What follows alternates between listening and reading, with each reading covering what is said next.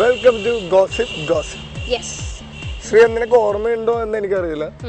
നമ്മുടെ gossip start ചെയ്തത് ഈ പാർക്കിൽ നിന്നാണ്.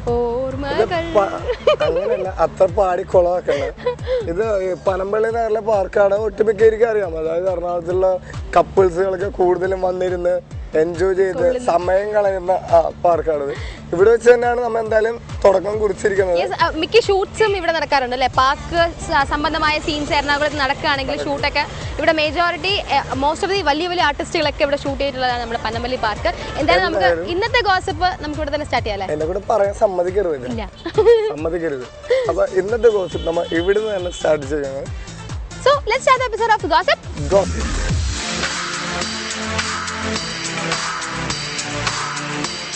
നമ്മുടെ മലയാളത്തിന്റെ നായികയായി വന്ന, അതായത് സെന്റ് ട്രീസസ് കോളേജിൽ പഠിച്ച് അവിടെയും തരംഗം സൃഷ്ടിച്ച് പുള്ളിക്കാരത്തി മലയാളത്തിൽ നായികയായി വന്ന ആരാണ് എന്നല്ല നിങ്ങൾ ഉദ്ദേശിക്കുന്നത്? നമ്മുടെ സ്വന്തം അസിനാണ്. നമ്മുടെ ചാക്കോച്ചന്റെ നായികയായിട്ടാണ് പുള്ളിക്കാരത്തി വന്നത്. അതിനുശേഷം തമിഴിലേക്ക് നല്ലൊരു എൻട്രി ആയിരുന്നു. എം കുമരനില് നായികയായി വന്നു.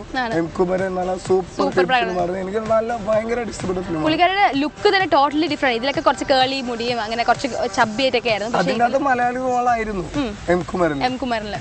അങ്ങനെ അതിൽ അഭിനയിച്ച് പിന്നെ തമിഴിൽ നല്ല നല്ല ഫിലിമിലൊക്കെ അഭിനയിച്ച് ലാസ്റ്റ് ഗജനിയിൽ വന്നു. ഗജനിയിൽ 1 ഹിറ്റായി സൂര്യയോട് കൂടെ അഭിനയിച്ചിട്ട് അതാണ് ട്വിസ്റ്റ്. അവിടുന്ന് പുള്ളിക്കാർക്ക് ഒരു ട്വിസ്റ്റ് സംഭവിച്ചിരിക്കുകയാണ്. ട്വിസ്റ്റ് സംഭവിച്ച് നേരെ വന്നത് ബോളിവുഡിൽ. അമീർ ഖാന്റെ ക്ഷണം സ്വീകരിച്ച് എന്റെ ഗജനി ആ റീമേക്കിൽ ചെയ്യുമ്പോൾ അതിലും അസിൻ തന്നെ ആയിരിക്കണം നായിക എന്നൊരൊറ്റൊരു മൈൻഡോട് കൂടിയാണ് പുള്ളിക്കാരത്തി ബോളിവുഡിൽ വന്നത്. അതും ടോപ്പ് ഹിറ്റ് ആയിരുന്നു. അതിനുശേഷം നമ്മുടെ സൽമാൻ ഖാൻ അടുത്ത പടത്തിൽ റെഡ്ഡിയില് പുള്ളിക്കാരത്തി തന്നെ വേണം എന്ന് പറഞ്ഞിട്ട് ഇങ്ങനെ ഫിക്സ് അപ്പ് ചെയ്ത് പറഞ്ഞു. അതായത് ഓരോ നായകന്മാർക്ക് നിർബന്ധമായിരുന്നു അസിൻ വേണം എന്നുള്ളത്. ഇപ്പൊ എന്താണ് അസിൻ മേളം? ഇപ്പൊ എന്താ സംഭവം എന്ന് വെച്ചിട്ടുണ്ടെങ്കിൽ 2012 ഖിലാഡി 786 പുള്ളിക്കാരത്തി അവസാനമായിട്ട് വന്ന് ക്ലിക്കായി ഹിറ്റായി പോയത്. അതിനുശേഷം പുള്ളിക്കാരത്തിക്ക് ഇപ്പൊ പടങ്ങളൊന്നും ഇല്ല. ലാസ്റ്റ് ഇയർ പടമില്ലായിരുന്നു. അതെ 2013 പടമില്ലായിരുന്നു. ആൻഡ് ഐ ഹേർഡ് ലൈക്ക് 2014 അതാണ് അതിനെ പറയാൻ പോണുള്ളൂ. അതായത് 2014 പുള്ളിക്കാരത്തി ഒരു ഫിലിം ചെയ്യാൻ വേണ്ടി പോകുന്നുണ്ട്. അതാണ് Abhishek Bachchan. All is well ആണ് പടത്തിന്റെ പേര്. അതായത് അങ്ങനെ ഓൾ ഈസ് വെൽ. ഓക്കെ, എന്തായാലും പുള്ളിക്കാരത്തി അത് മാത്രമല്ല, ഈ ഇടയ്ക്കായിട്ട് പുള്ളിക്കാരത്തി കമ്പനി എന്ന് പറയുന്നത് ലൈക് ഫ്രണ്ട്ഷിപ്പ്. സൽമാൻ ഖാൻ, അമീർ ഖാൻ അങ്ങനെയൊക്കെയുള്ള പുള്ളിക്കാരത്തി പറഞ്ഞിട്ടുണ്ട്. നേരത്തെ ഇപ്പൊ സൽമാൻ ഖാനായിട്ട് ചെറിയ ഗോസിപ്പൊക്കെ ഉണ്ടായിരുന്നു. പക്ഷെ ഇപ്പൊ അതൊന്നും അല്ല. ഫിലിം ഇല്ലെങ്കിലും പുള്ളിക്കാരത്തി ഇപ്പൊ നമ്മുടെ മൈക്രോമാക്സിന്റെ സ്ഥാപകനും എക്സിക്യൂട്ടീവ് ഡയറക്ടറുമായ രാഹുൽ ശർമ്മ ഒരു പുള്ളിക്കാരനുമായിട്ടാണ് പുള്ളിക്കാരത്തേക്ക് ഭയങ്കര ഫ്രണ്ട്ഷിപ്പ്. പിന്നെ പുള്ളിക്കാരൻ കോടീശ്വരൻ മുതലുകളുടെ ആളാണ്. എന്തായാലും പടമില്ലെങ്കിലും ഗോസിപ്പുകൾക്ക് ഒരു പഞ്ചമില്ല. അതാണ് വേണ്ടത്. നമ്മൾ പ്രത്യേകിച്ച് നായകന്മാർക്കും വേണ്ടത് ഗോസിപ്പാണ്. എന്നാലും നമ്മളെ പോലുള്ളവർക്ക് ജീവിച്ചു പോകാൻ പറ്റുള്ളൂ. അതത്രേ ഉള്ളൂ. എന്തായാലും ഈ സമയത്ത് നമുക്ക് അസിന്റെ നല്ലൊരു സോങ് ഉണ്ടല്ലോ. അസിന് നല്ലൊരു സോങ് എന്നല്ല, കിഡിലൻ സോങ് തന്നെ ഉണ്ട്. So do check out and come.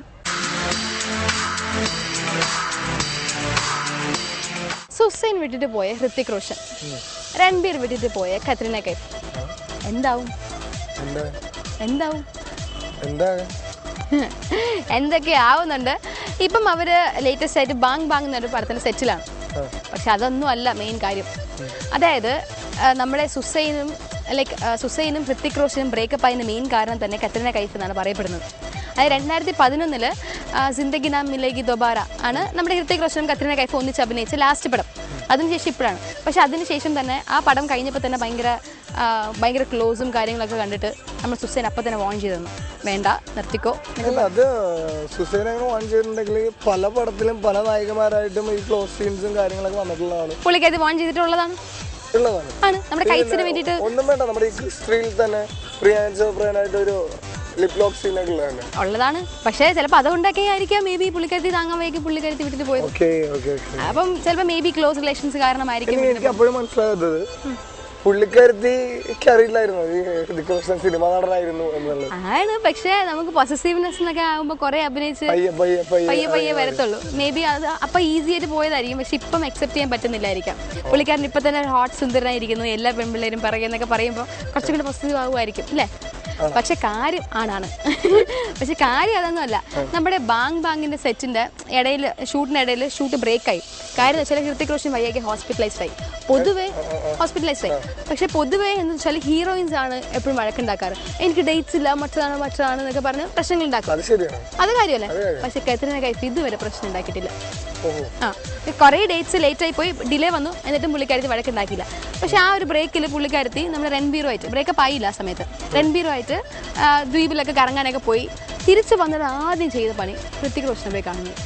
ശരിയാണ്, നന്ദി പറയാനായിരിക്കും. എന്താ വെച്ചാൽ പുള്ളിക്കാരത്തി സുഖമില്ലാത്ത കാരണം കുറച്ചാൾ ലീവ് കിട്ടി. ആ ലീവിൽ പോയിട്ട് രൺബീറിനായിട്ട് പോയി കറങ്ങി അടിച്ച് വന്നപ്പോഴത്തേക്കും പുള്ളിക്കാരത്തി ഒരു നന്ദി പറയാൻ വേണ്ടി ഹൃത്തിക് റോഷനെ കാണുന്നതായിരിക്കും. നന്ദി പറഞ്ഞിട്ട് വരാമല്ലോ. എന്തിനാണ് മൊബൈൽ ഫോണിൽ കൂടെ സംസാരവും മെസ്സേജ് അയപ്പും കാര്യങ്ങളൊക്കെ? അതൊക്കെ ഒരു തെറ്റാണോ? അപ്പൊ ഞാൻ നിനക്ക് മെസ്സേജ് അയക്കാറുണ്ട്, മൊബൈലിൽ ഫോൺ ചെയ്യാറുണ്ട്. അത് വേറെ. പക്ഷെ ഇത് വേറെ. നമ്മൾ ഫ്രണ്ട്ഷിപ്പ് ചെയ്യുന്ന മെസ്സേജ് അയക്കുന്നല്ലേ? ഓക്കെ ഫൈൻ, നമുക്ക് അതിലേക്കൊന്നുമില്ല. ഓക്കെ, അപ്പം അങ്ങനെ ഇരിക്കുന്ന സ്ഥിതിക്ക് ആ കാരണം ലൈക്ക് ഇവർ രണ്ടുപേരും കൂടുതലായിട്ട് ക്ലോസ് ആവുന്ന കാരണമാണ് രൺബീർ വിട്ടിട്ട് പോയെന്നും ഗോസിപ്പുണ്ട്. ആൻഡ് ഈ ഇടയ്ക്ക് വീണ്ടും നമ്മുടെ ബാങ്ങിന്റെ സെറ്റിൽ ഇവർ രണ്ടുപേരും ജോയിൻ ചെയ്തില്ലേ സെറ്റിൽ കണ്ടവരെല്ലാവരും പറയുന്നുണ്ട് ഭയങ്കര ചിരിച്ചുല്ലസിച്ച് ഭയങ്കര ക്ലോസ് ആയിട്ടാണ് ഇവർ കാണിക്കുന്നത്. അങ്ങനെ ചിരിച്ചാലും കുഴപ്പമില്ല. കാര്യം ചിരിച്ചാലും കുഴപ്പമില്ല. ഞാൻ പറഞ്ഞുതരാം. മണാലിയിൽ വെച്ചിട്ട് റൊമാൻറ്റിക് സീക്വൻസ് അവർ ഷൂട്ട് ചെയ്തു, ഒരു സോങ് സീക്വൻസ് ഷൂട്ട് ചെയ്തു. ആ സോങ് കണ്ട എല്ലാവരും പറഞ്ഞു ഇവർ ജീവിക്കുകയായിരുന്നു, അഭിനയിക്കുകയല്ലായിരുന്നു. ജീവിച്ചഭിനയിക്കുക. നമുക്ക് എന്തായാലും വെയിറ്റ് ചെയ്ത് നോക്കാം. നമുക്ക് ഇനിയും നമ്മൾ ഗോസിപ്പിൽ ഹോട്ട് ന്യൂസുകൾ കിട്ടും. ബിക്കോസ് നമ്മുടെ ഹൃത്തിക് റോഷനും കത്രീന കൈഫ് എന്ന് പറയുന്നത് നമ്മുടെ ഹോട്ട് സീക്വൻസ് ആയിട്ട് തന്നെ നിൽക്കുന്നുണ്ട്. നമുക്ക് വെയിറ്റ് ചെയ്യാം അല്ലേ? നിർത്തിയിട്ടുണ്ട്. I bet you. ഞാൻ എന്തായാലും നമുക്ക് അടുത്ത ഗോസിപ്പിൽ നമുക്ക് ഇവരെ കുറിച്ച് എന്തെങ്കിലുമൊക്കെ ന്യൂസുകൾ കിട്ടാതിരിക്കില്ല. എന്തായാലും വി വെയിറ്റ് ഫോർ ദാറ്റ്. ഈ സമയത്ത് നല്ലൊരു സോങ് ഉണ്ടല്ലോ, do check out and come right back. നമ്മുടെ സോനാക്ഷി സിൻഹയുടെ ഒരു പിക്ക് കണ്ടായിരുന്നു. ഏത് പിക്ക്? അതിനകത്ത് പുള്ളിക്കാരത്തി നല്ല ബോക്സിങ് ചാമ്പ്യനെ പോലെ ബോക്സിംഗ് മാച്ചുകളിലൊക്കെ ഇപ്പൊ കണ്ട ഇപ്പിടിച്ച് പപ്പടാക്കുന്ന സ്റ്റൈലിലാണ് നിൽക്കുന്നത്. ഞാനത് കണ്ട് ശ്രദ്ധിച്ചിട്ടുണ്ടായിരുന്നു. സത്യം പറയാലോ, ആ പിക്ക് കണ്ടിട്ട് ഞാൻ പെട്ടെന്ന് കാര്യം പറ എന്താണെന്ന്. അല്ല, അതെന്താ വെച്ചിട്ടുണ്ടെങ്കിൽ നമ്മുടെ തമിഴ് ഫിലിം ഉണ്ടല്ലോ തുപ്പാക്കി, തുപ്പാക്കിയുടെ റീമേക്ക് ആയിട്ട് ഹോളിഡേ എന്ന് പറഞ്ഞ് ഒരു ഹിന്ദി പിടിക്കാൻ വേണ്ടി പോകുന്നു. ഓ, റീമേക്ക് ലൈക്ക് നമ്മുടെ തുപ്പാക്കിയുടെ റീമേക്ക് ചെയ്യാൻ പോകുന്നല്ലേ? ഹോളിഡേ എന്നാണ് അതിൽ നമ്മുടെ വിജയ്ക്ക് പകരം നമ്മുടെ അക്ഷയ് കുമാറാണ് ഇതിന്റെ ഹീറോ, ആക്ഷൻ ഹീറോ. നമ്മുടെ കാജൽ അഗർവാളിന്റെ പകരമാണ് സോനാക്ഷി വരുന്നത്.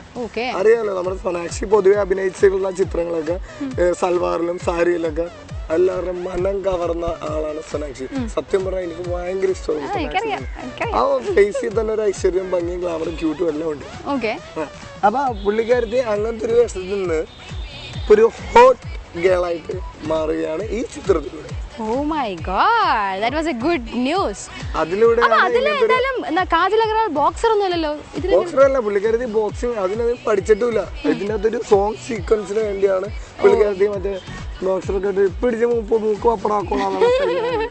Okay, that was a good news. എന്തായാലും നമുക്ക് വെയിറ്റ് ചെയ്ത് നോക്കാം. നമ്മുടെ എന്താണ് തുപ്പാക്കിയുടെ റീമേക്ക് ആയ എന്താണ് ഹോളിഡേ എന്തായാലും നമുക്ക് എന്തായാലും ആക്ഷൻ ഹീറോ അക്ഷയ് കുമാറും നമ്മുടെ സോനാക്ഷിയും കൂടെ ചേർന്നിട്ട് തകർക്കും നമുക്ക് എന്തായാലും വിശ്വാസമുണ്ട്. എന്തായാലും that's all for this gossip.